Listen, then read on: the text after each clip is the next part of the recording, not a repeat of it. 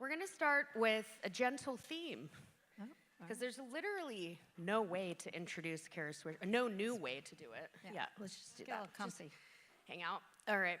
So I'm going to add mine to the mix, and I'll start with something from your final page of Burn Book. Mm-hmm. You quote a line from a poem by Mark Tredennick called A Gathered Distance. It goes like this: a garden is never finished, and nor are you. Become, I think, a garden again, and never, like a garden, cease. So yesterday you were showing me your garden in the Castro, very beautiful. Yep. After we enjoyed some fresh tea and we got your dry cleaning. Mm-hmm. But once we were in the garden, and I could feel the joy and ease and peace, like radiating from you, I felt verklempt, and I was almost getting a little choked up about it. Really? I mean, I thought, here's this incredible force of a woman, and might I add, a sister, happy pride, having done so much for the tech sector and journalism, and whose garden is never finished, nor is she. So let's kick things off. Oh, wow, the it's latest that kind of interview. All right, Oprah. Let's yeah, go. yeah. What kind of tree would I be? A blue spruce juniper right now. I just bought one. Just today, the blue No, I bought it for DC. You brought a blue No, I didn't bring it. I bought it with my money that I make from journalism. Got it. Yeah. Well, let's kick off. We're going to kick things off on that actual topic. All right. The latest proof point in that narrative, Okay. to use some comms vocab, proof Okay. points. You just inked a massive deal with Vox. I did. Congrats. Thank you. Let's give it up for media innovation. Yep. And it's pretty unique and also seems groundbreaking, and that's saying a lot, literally. In a way, and it's an interesting thing because I started podcasting. We've been doing a lot of entrepreneurial things since I was at the Journal, when I left the Journal in the 90s sometime. And one of the things that was critically important was to constantly be changing, like, as you referenced the poem that I love so much. And one of the things that was important to me as I was thinking of the next 4 years, I think of everything in terms of what am I going to do the next couple of years of my life, right? And I'm a lot older than most of you, and I think a lot about mortality. There's a lot of themes around mortality in The book is basically about death. It's a lot. It's about tech, but it's about death. It's about what you're doing. Death of tech? Okay. No, death. Well, in some cases, but what you want to do. And so when I'm creating something, I do things in 4-year clumps, essentially. And I'm very willing to leave something and try something new. And so as we were thinking, especially Scott and I, who were sort of replaced Walt Mossberg, although the difference between them is so vast, it's insane. It's like I went from one very nice husband to a really terrible one, but he's great. But he's great, That's too. quite the pivot. Yes, it is quite the pivot. It's so funny. Walt's like, what do you see in him? I'm like, I don't know. I can't even tell you anymore. But by the way, Walt's doing great. He says hi to everybody. Walt says hi. Walt says he's the best. So one of the things I did, we were trying to think about how do we want to design our lives? And so we had long talks about things. We thought about starting a new media company, for example. There were lots of routes, but what we wanted to do was have a market test of a market check, really, of what we should do, and start to think about the things we liked about our previous deal and not, how to align ourselves with our partners so we're all on the same page, and that it was something, what do we want to spend our days doing? And that's how I've sort of organized my life for a long, long time, is do I want to do this? Do I want to do that? And that was the original impetus for leaving the Journal a long time ago. That was 2013 you started? No, I left. Well, no, Recode was back in 2006 or 2002. Right. It was a long time ago. Okay. It was 20 years ago or 25 years ago. And at that time, when I was covering the beat of reporting, and we kind of dominated that during that time, I just didn't want to do that anymore. I didn't think it was the future. And so I shifted pretty quickly. And so that's what I did here. I just said, what are the 6 things I want? What's the 6 things I won't put up with? Money is among the many things, but it's you not will just that. or won't put up No, with? I'll take the money. It's fine. Seems like you don't put up with the money in your interview subjects, though. Yeah, I talk about it because I think one of the things that reporters don't talk about is understanding business models. And that's something I've thought about for a lot. And one of the things I've always done since I created these companies and created jobs and we're entrepreneurial, was thinking about how to make money early on, because I did understand if you're not making money, you're at the mercy of some dumbass right, who can then tell you what to do. And I don't want to be at the mercy of anybody. And so everything we do makes quite a lot of money, and therefore I can make the choices I want to make. And a lot of reporters don't talk about this, which is ironic because we sit around telling other people how they're bad at making money. So it seems like you should know a P&L if you're going to write about business. Sure. Well, can you remind the audience how this deal is structured? Sure. Talk about the financials if you can. Yeah, and I can. You Why were It's not pretty a secret. unique in the way that you structured it. Yeah, what we did is one of the things that's so funny. Everyone's like, I can't tell you how much I make. I'm like, why? Like, what is the big fucking secret of like, what you're doing? What we did is we wanted to, in the last deal, because podcasting was relatively new and it was growing. It was definitely growing. We got a thing called a guarantee, which is you get paid in advance for what you're gonna make, right? To me, a guarantee says I don't trust my partners, I don't trust myself to make money, and therefore I want a guarantee. It's like a Hollywood person. They get money up front, more salary up front, and then everyone else benefits if it's a success. And I thought, well, I think it's going to be a success, so why shouldn't I benefit? And why don't we align partners together? And so what we did on the last deal is I got a very small guarantee. I think it was $500,000 each, and then which was over 4 years is $2 million to me. And then everything we made together, we would split 50-50, essentially, post-costs, which would be the people who, because I didn't want employees after Recode working for me, because I thought it's just they're better at managing employees. No insult, but it wasn't my greatest skill. I wasn't bad at it, I just didn't like it. You seem like a great people manager. No, I wasn't bad, actually. You can ask. There's a lot of people here who used to work with me, but I was okay, but I didn't like it. It wasn't really my forte, and it wasn't my interest to spend my moments, my dwindling life doing that. And so, the way we structured it is we got rid of the guarantee because we knew Vox Media. That was one thing. It was critical, because we knew what they could deliver. Now, if we had done a deal with other people and we talked to people like Crooked and all the others, we would have gotten a guarantee from them, because I don't know how they can perform. But the guarantee says to me, if they don't make the money back, they're mad at me. So that's a bad relationship. So incentives are aligned have for to you be to aligned to work be successful, hard. right? Work Because hard. in the last deal, when Vox would say, "Would you go to Vegas to make more money for this person?" We're like, "No fucking way. We're not making more. Why would we get that? Why would we spend our time going somewhere if it wasn't good for us, essentially?" So that's no way to build a business. And so in this case, we did the deal. The split is now 70-30, which is a better deal for me, obviously. After certain costs, and we established what the cost would be, so we know how much that's going to charge for the employees and everything else. It was a multiple of one time. I think it was 1.3 times costs. That would be like for legal and for HR and stuff like that.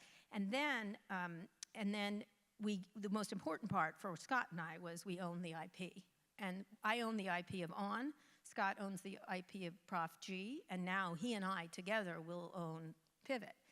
And it's good for Vox because they don't have to outlay money for a guarantee, because it would have been $7-8 million a year they had to just hand us. And we then own the brand when we're done, because in that way it's good, because it's sort of useless to Vox without us. They could try to find Scott and Kara again, but they'll probably fail. That's what happened with Code, I'm sorry, after. But it's useful to us. And then in part of the deal that Scott and I are doing is if I die, he gets it, and if he dies, I get it. So that's, Wow. yeah, I wrote that one in. That's amazing. Well, He was like, "That's not very nice." I go, "Well, you're going to die first, so I'm going to win, so it doesn't matter, obviously." amazing. Yeah. You're always looking around corners. I am. I did, yeah. It's just funny because you say in the book about leaving Dow Jones News Corp to start Recode. And just to remind folks, that was a pretty big deal. And your impression is always, even back then, the penny was beginning to drop as it became clearer that you could build a powerful personal brand and business without a big media name behind you. I mean, you have a big media name now sort of helping We don't distribute, need the media but names. No, it's why that's how we've operated. I mean, Scott wasn't well known until he started doing Pivot, right? And now he is. Now he's got his own thing. And I think one of the things, if you're making a great product, is you very much don't need the big name like the New York Times. I mean, I think a lot of people at the Times are surprised when I left, but I was like, "You're not paying me enough. You're not telling me the business stuff. You're meddlesome. And there's nothing wrong with that. I just don't want them talking to me, right? It's just, that's fine if other people want them. And I think they're amazing. I just am not a very good employee. And I wasn't an employee. I was a contractor with them because I wanted to keep that clear. But I thought one of the things that was important is, when I want numbers, I want to see the numbers. And in bigger organizations, they're sort of just, don't you worry your pretty little head about the numbers. I'm like, I'm not that pretty, and I'm worrying about the numbers. And so I just want to design. You have a large head, small head? A decent head. But it's really important. There's such a trope out there that media is dying. It is not dying. There's all this sorts of entrepreneurial media people doing amazing things of all different types, whether it's subscriptions or advertising or even merch. It's crazy. Wirecutter makes a lot of money on merch that they move. And so it's a really interesting time. And one of the things that I've spent a lot of time is trying to get others who I think have the capacity to do it, like Casey. He often tells the story of me screaming at him. He lived in my house, and I offered him free rent. I was like, just do it and stop fucking whining about your bosses. I can't hear you anymore. I don't want. And he ended up doing a great job. Or Eric Newcomer was another person that I really encouraged. But even Christiane Amanpour called me, and she's like, I want to start something more fresh and different. And we walked through it because she'd been used to being essentially handheld by network. The old network system is all these anchors, but now everybody's sort of seeing, I have an idea and everything else. And so I help people up and down the thing. So are you talking to them, do you have a framework or a business model framework that you're advising them on? No, because it depends on what you're doing. And, so interesting when the New York Times wrote a piece about me, which was a big wet kiss, really. It was fine. It came out in print today. I know. I got heard from everyone over 85 called me today about it. So that was interesting. So true, totally true. And I was like, we're going to get a newspaper, and I couldn't think of where I could get. Still haven't seen it. I don't think anybody should be. They just have to figure out how they want to spend their day. What do they want to do? What do they want to make? And often people, when I was an editor, when they think of a story, they'd go, I want to write about corruption. I'm like, which corruption? What? You have to be highly specific of what your business is. And Christiane, when she came to me, actually, it was interesting. She's like, she obviously wanted to do international affairs. I'm like, what are you doing that's at the CNN that's different? What's going to be different in this podcast if you're going to do more interviews? And by the way, international, you're not selling many ads against that. I'm sorry, I hate to tell you, but it's like broccoli to people. And so you're not going to make money at it, and then you're not going to make money. Also, and you're going to create a product that is not going to sell in the market. You have to be good at the product itself, you have to be good at the content, and it has to be a good business. And so she came up with an idea, which I didn't know she did it with her ex-husband, where Jamie, who worked for the State Department for years, and she had an up and down relationship with him, but it's a really good podcast because the two of them come from different points of view, and then you see their personal relationship, which is interesting. So I thought that was kind of a cool idea, but I didn't come up with that, she did. Sure, and you've always had this notion, you've been ahead of the curve, you're kind of good at understanding the waves that are coming and riding them. Do you feel like you always had that in you, or was it just a matter of the technology finally coming true? Your journey kind of parallels these platforms and these capabilities, and you've aced it. Yeah, I think being here, definitely covering it, made me think, well, first of all, I'm like, if these idiots can make money at it, I can do it. I hate to say that, but it's true. What makes them idiots? Well, some of them are idiots. Some of them are lucky, some of them are talented. It just depends. I'm like, why not me is not a question I've ever asked myself. I'm like, I can do it too, essentially. And I was always really interested in changes, and my studies in the college were about changing, constant change. And I think I was the one at the Washington Post that used the cell phone they had. It was in a suitcase. Right. And everyone laughed at me. And I'm like, well, I think these are going to be big, and they're going to be small, actually. And there was a cell phone in a suitcase, it took up the whole suitcase? Yes, my friend. How old are you? Yes, they were in suitcases. They were in suitcases, and you pull them out, and then they got bigger, and then they were giant. If you remember Gordon Gekko, he had those. And then it changed. But I was very much like, obviously, we're not going to be tethered to the desk anymore. And when we started Recode, we didn't have an office. It was from the back of my house, and then people came in every Friday to have lunch and everything else. But I didn't feel the need to monitor them all the time. I just wanted them to go get the stories. And so we really did have remote work before. But there was a good reason to have an office too, but using it intentionally. And so we were always trying, different things. And the critical thing I think I do is I know when to get out, or when to shift, like shifting to podcasting. And that's, I get a feel, I knew when I had to stop the Code Conference, which was very financially successful right to the end, but the 20 years was a good number. And I was like, and it was great to the last. Was there like a feeling in Yes, your body? I had a feeling. Okay. I can't do this anymore. I don't want to do this anymore. And I do have a feeling. I walk out of places and go, that's enough. I don't know. I'm like, that's it. That's all I'm doing. And then I'm willing to leave, which I think is really hard. Back to that suitcase cell phone thing, you have always been a techno optimist. Yeah, well, sort and of, yeah. you were constantly surrounded by innovation once you started reporting on it. So with all of the rhetoric now, and this is where we get a little spicier, where do you think techno optimism ends and accelerationism begins? I hate all these words. Have you guys seen Mountainhead? Not yet. I cannot just did wait. an interview with Jesse Armstrong, who's great. I did the Succession podcast. It's not just the general, journalism is always prodding and poking, and you've been doing that, but this is a new cultural phenomenon, and you're just not allowed to ask questions about it. But that was like when the internet started. It was all up and to the right, and I think I was asking a lot of really good questions. I'm not a techno-optimist. I like electricity, I like cars.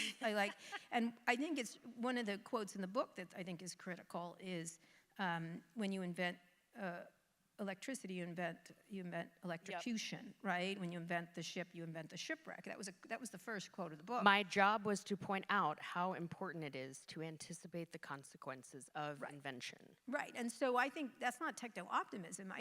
The tools are the tools. They're either a weapon or a tool, right? Essentially, and so it's the question of who's applying them, what are they for, what are their agendas, and things like that. And so I'm not anti or pro-tech. I'm very happy about innovation and where it's going. What I get worried about is the people doing it, who are fundamentally flawed most of the time, and the agendas they have. Whether if it's a shareholder agenda, we're going to get what we're getting right now, right? No matter what. And I don't begrudge them that. You just know that they're not going to be thinking of the body politic. Like right now, Tim Cook, for example, has to kiss up to Trump, right? Just does. He does. It hasn't worked out very well for him, which we talked about on Pivot. It wasn't going to work out. But he can either decide to cover himself as if he's a citizen, which is meaning he should say, just a second, stop this fucking nonsense that you're doing, or is he a shareholder-driven CEO? And right now, that's the role he's playing. And so I just think what we have to think about is we tend to focus on the technology more than the people. And I've always focused on the people, and the book is all about sort of the lack thereof of most of these people to making decisions. And then it reflects on us, because it's like, why are we relying on these men children to tell us what to do? Well, maybe because their identity is wrapped up in having been the inventors.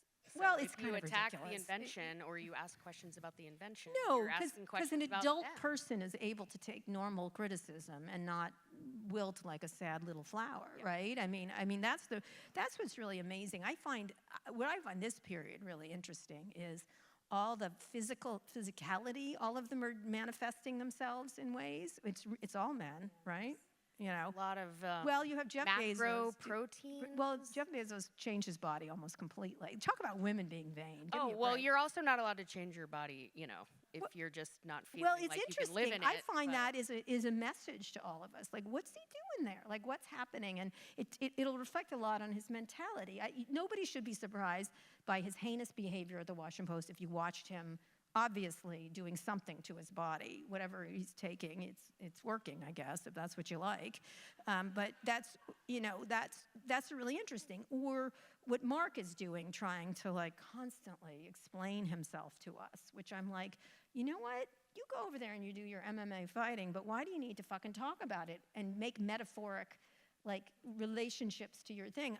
There's a guy I used to cover who climbed Everest. You know those people, right?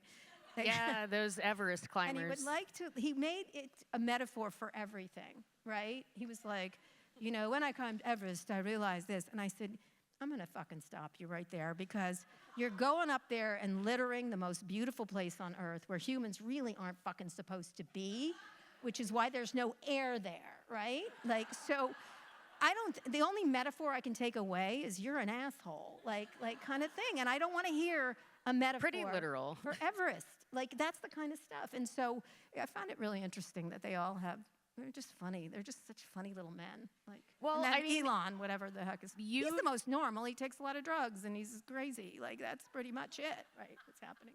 Well, I don't want to go back to the weird vocab. I don't want to go back to the vocab, but I kind of have to because they keep using it. So it's almost like an act of journalism is the same as being a decel these days. Oh my God, that's in the thing. You have too much decel. Your P doom is too high, and eat the chaos. Jesse has all the expressions. But one of the things I used to do in one of the first stories I wrote for the Wall Street Journal when I got here, because I came here covering early tech, and I'd written books on AOL, and Walt is the one that encouraged me to come out here.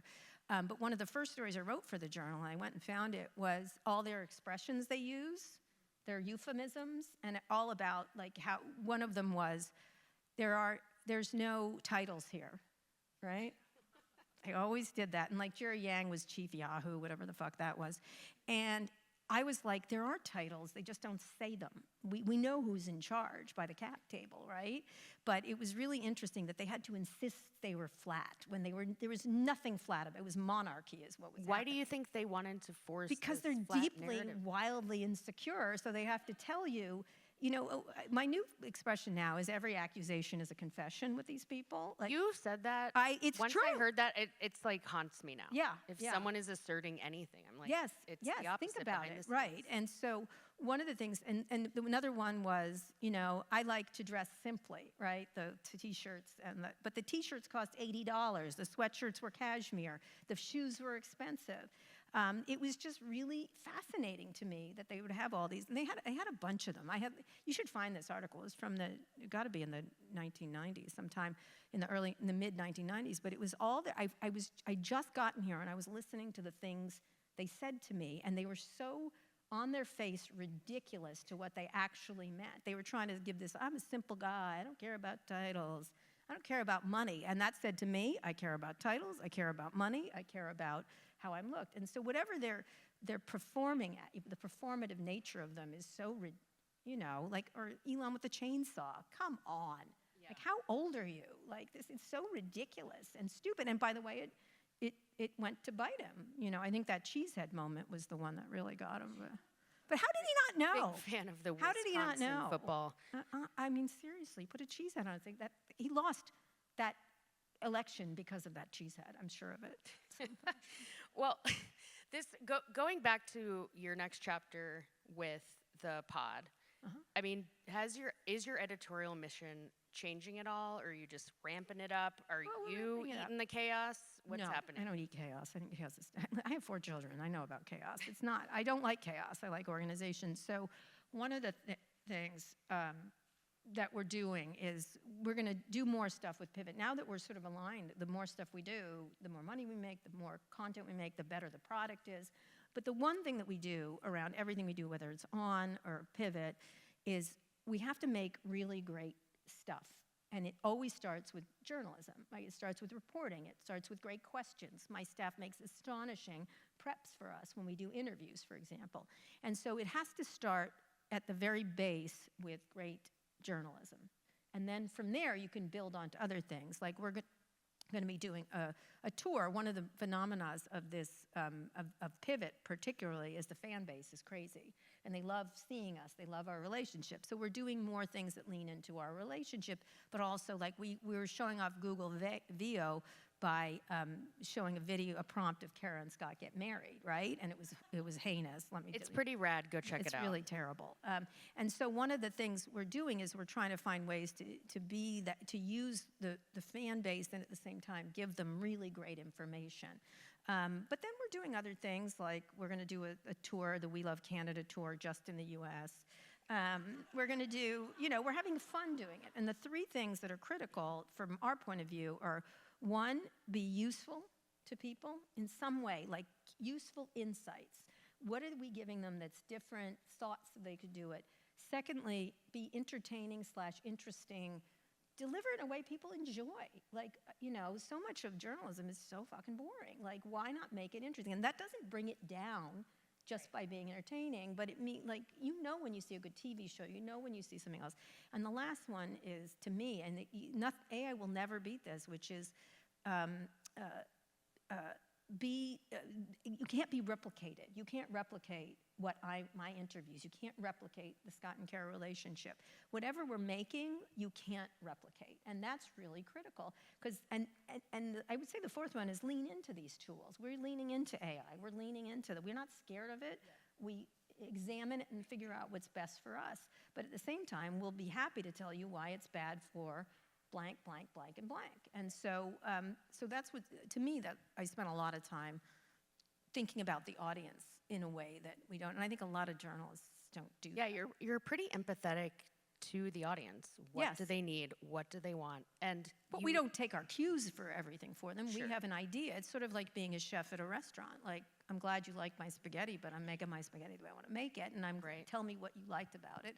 But it doesn't mean suddenly I'll be making meatloaf because you want that or something like that. So, well, that's actually a great segue to just as we wrap this mini dish sesh. I did want to go back to that poem. You just say sesh, but Dish. okay, sure. What was it? You just said sesh, but it's Sesh, yeah, dish session.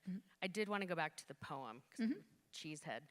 I read the whole thing, and another line stood out at the end. It was the final line, and it really felt like it captured everything. So plant every single thing you never really understood, and watch it become a tree, and stand under it, and know why. And thank you for coming to share your why. Thank you. And to talk about your new chapter and your new garden that you're growing. Yeah. Thank We'll you see so what much it does. for all your wisdom. Can I ask you guys a question? How is it for PR people? It must fucking suck because you don't know, right? Correct? What? Everybody still hates us. Why? Why? Oh, you mean the people who work for you?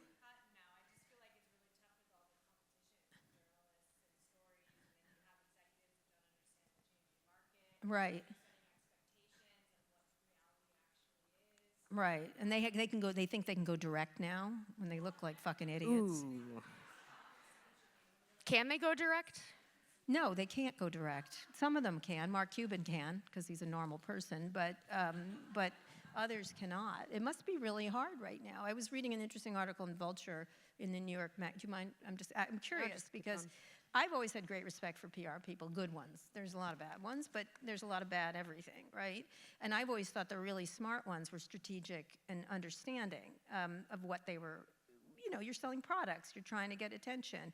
And what's happened, unfortunately, is the people you work for, on one hand, think they know better, right? Of course, right? They know exactly what. And they sort of get drawn in. I think Mark is the worst example. I'd hate to be Facebook PR right now because, like, he thinks he doesn't look fucking ridiculous, and he really thinks he doesn't.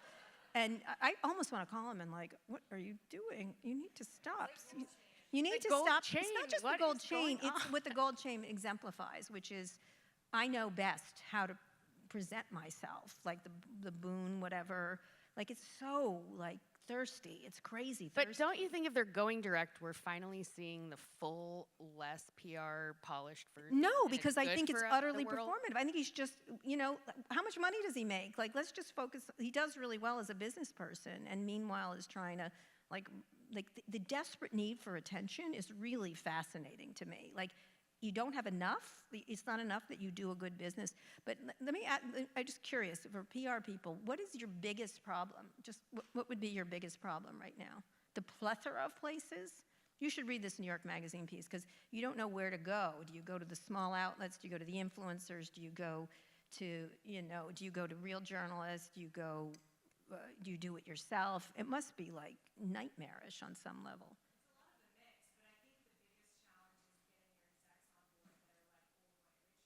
Mm-hmm. Mm-hmm. Right. And so what else? I'm just curious.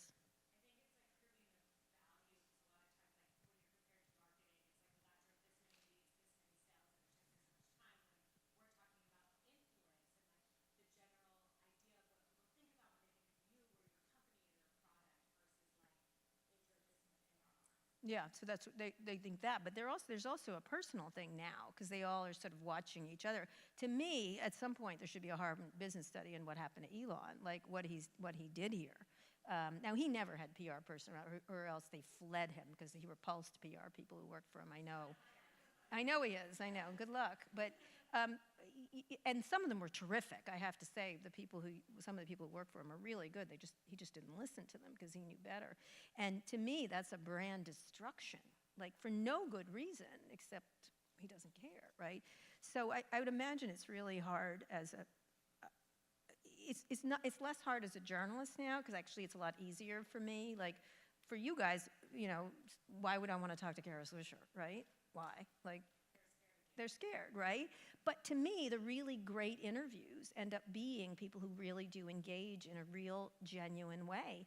And typically afterwards, most of them are like, I liked that because it got them to think. And the person I think of most is Steve Jobs, who he didn't have to fucking talk to me. Like his legend is done, it's finished. And one of the things that I thought that he was really good at, and there's a couple of people, Cuban is one of them, they're not scared to engage, and actually they benefit from the discussion, right? They sort of find it much more interesting to talk to people who don't always agree with them. And so that's the difficulty, is in a lot of cases you have men especially who are just 12 years old and can't believe that someone disagrees with them. And there are those who are much smarter who in the discussion they learn something themselves, and it must be very difficult. I can't imagine. But there's not a person I've interviewed recently, even if it's a tough interview, who actually engaged that didn't think it was a good experience ultimately, even if they had a disagreement. Not Mark, obviously. He's never speaking to me again, but that's fine by me. That's fine by Kara Swisher, too. He'll come on, No, he won't. He won't. No, 2 interviews where he looked like a ridiculous person. Well, third time's a charm. No, that's all we and gotta the say. second one where he said Holocaust deniers don't mean to lie because he decided to have an intellectual back and forth with me, who was a Holocaust studies minor. Mistake. Should have done his homework there, right? So as we wrap this up, because I'm probably going to get the hook, Mm-hmm. Who do you really want to come on in this next year? Like, what's your big get? Well, I don't think like that anymore, right? Okay. Like we kind of like I'm in a position where after 20 years of code, I've done everybody. Like everything else is gravy for me. Yep. So if you don't want to come on, well, you're lost, kind of thing. I have that kind of attitude. But I do find I've been expanding with political people, obviously. I've been doing a lot more celebrity Hollywood type of people. I'm about to do Jean Smart, for example. I'm very excited personally because I love her. I know, isn't she the best? Oh. What? Well, we forgot to talk about why you brought out a dried orange. Oh, it's beautiful, isn't it? It's a beautiful dried orange. I was intrigued by your snacks here. I used to be in charge of all the snacks at Code. And everyone was like, why is Code so successful? I pick out every fucking snack. That's why. I mean, down to the snacks. And I just thought this was beautiful. I thought it was really lovely. They don't have these on the East Coast, I can tell you. Well, it kind of reminds me, you were talking about you're about to do like a wellness show with CNN. Yeah, so the thing I'm doing next, if anyone have ideas, actually I should. So I just signed one of the things I did, Brad Stone and I are doing a Hollywood movie. I can't tell you what it's about, but Elon, Jeff Bezos. And then I sold my memoir to Hollywood, and they'll make it or they won't. They have to find a believable lesbian of a certain age, 30s. Any ideas, please send them my way. Really, it matters. I'm thinking the lady who plays Wednesday. I'll put out a bat signal. Okay, all right. I'm thinking the lady who plays Wednesday. Yeah, she'd be great, wouldn't she? No, I don't care if she's a believable lesbian. I said, but everyone says Kristen Stewart. She's too wafy. I'm not wafy. She's great, though. She's fantastic. She's a badass. And then the series I'm doing with CNN. So one of the things, and then I'll end on this, is so when I put out this book, one of the things that I did was book tours fucking suck. If you're trying to sell a book, and I'm trying to sell books, right? That's my business. It's still for sale. It's still for sale, right? It's a good book. It's a really good book. And so I thought book tours are so boring, and then you get interviewed by reporters, and they ask the same fucking questions. This is really dull for me personally. And it takes a lot for me to get away from my kids. I'm like, well, I don't want to do that. And it doesn't sell books. That's really the thing. So I'm away from my kids. And Please buy this book if you didn't buy it yet. I don't care if you buy the book. It's fine. It did very well. I do care. You should buy it. It's good. But one of the things that was interesting to me is, why don't I design a book tour that actually makes money? And I didn't do it this time, but I'm doing it next time. But what I did is I got people in the book that I like to interview me. So Sam Altman did it, Gavin Newsom, Ted Sarandos, because then we had a really interesting discussion, and every single one of the discussions was different. Lorraine Jobs did one, and I got some of the journalists was like, "Oh, she's getting sources to interview her." Ooh. I was like, "Fuck you! What's the difference? The book tour. I'm selling a book. Like, this is ridiculous." By the way, that was the complaints when we started Code. When we started All Things D. All the journalists were like, "Ooh, you're making money off of interviewing people." I'm like, that's what you do every day. Like, and then of course they're all doing copies of Code over the years. So I decided the next book tour, I'm going to actually, if I had gotten a sponsor for the book tour and made it entertaining for the people coming to buy the book, what an interesting business. That, like, you could do all kinds of things. And so I was talking about my next book, which is about the future tech. It's about longevity, Ozempic, psychedelics, all this stuff with space and everything else. So it's about the future of tech. And I was telling the CNN people about it, who are desperately looking for things for their Macs, right? Because they want their streaming service to grow. And so they need new original content, which is smart, which is what they should do. It is smart. They do. We'll see. We'll see. I never call it, I never. You were saying yesterday it's like Goop, but for smart people. Right. No, it's Goop as if you did, that's correct. It's Goop if you actually did the reporting, right, and said whether something was good or not. You know, not that I'm going to use those balls they use there that Gwyneth did, but it's about the future of tech, and I do everything. And so I'm going to have a series, a docu-series that's going on that channel, and then there'll be a book, there'll be a podcast, and there'll be a live event in San Francisco in 2027, which this first live event I've done since Code, or 2026 maybe. I'm going to talk to Daniel Lurie about it. And it's all about health and where it's going, and it'll be reported as I go on the journey. And so every product of it is going to be different, and they're all revenue streams, right? And therefore, it creates a whole different thing. Like, it's really enjoyable. And so every audience gets its own thing. And so if you have any leads on food stuff, health, longevity, stuff like that. And it was from the inspiration of all these tech pros, which, by the way, the new term for that is technically broken, just so you know. That's amazing. Please pass it around as much as you can. I mean, not to your bosses because we get fired, but that's was the idea. The idea is creating a multi-way to sell this idea, but me going around to do things. And so in one episode, we also make it entertaining. So what's her name? The soccer player. I've just said her to her. I know them all. So the famous one. Brandy Chastain. No. Mia Hamm. No. Megan Rapinoe. Oh, yeah. Sorry, Megan is going to do ketamine with me, and we're going to do ketamine together, and then film it, and like talk about it in performance, because she's like a Kara Swisher and Megan Rapinoe are going to do ketamine yes, together but on we're a film it, CNN and then documentary. talk about it. It's what fun. A world we have now. It's so good. Anyway, so if you have any ideas, please bring them to me, because then this is what I'm going to be doing my next 4 years of my life. Like, because this is really fun. This is really interesting. And since I do have 4 kids, I really can't. I mean, my only thing, my wife is like, can we not call it? What we have the word die is in the title. She goes, what if you die doing a series about not dying? And I was like, well, that would be kind of cool. But the ultimate thing. Well, right. you're the anyway, queen of media. If you have any ideas around longevity and stuff like that, please bring them to me. I'd love to hear about it. So that's amazing. I think we literally got why you are the queen of all media in this chat. Am I? Thank you. You are. You just laid out an entire empire based on doing ketamine with Megan Rapinoe. So yes. I think Don't you think you're that's a winning. good idea? #winning. Wait till you see what I'm doing with Bren Stiller. It's really funny. We can't wait for what you have next, Kara. Yeah. And Thank you. Thank you for letting us be a part of All your right. garden. Thank you, everybody. Yeah. Thank you. Awesome.